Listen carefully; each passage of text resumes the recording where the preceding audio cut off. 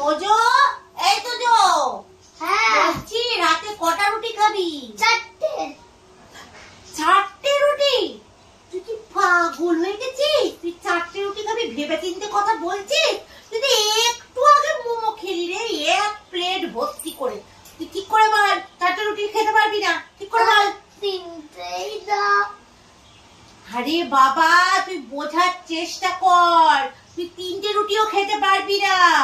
তুই একটু আগে মোমো খেলি, 1 প্লেট মোমো, আবার 1 বাটি স্যুপ।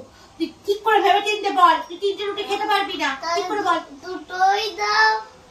আরে বাপরে বাপ, একে বুঝিয়ে পারছি না তো। তোর পেটে গ্যাস হয়ে যাবে রে। তুই একটু আগে মোমো খেলি। ঠিক করে বল, ঠিক করে বল, ভেবে চিনতে ঠিক করে বল। একটাই দাও।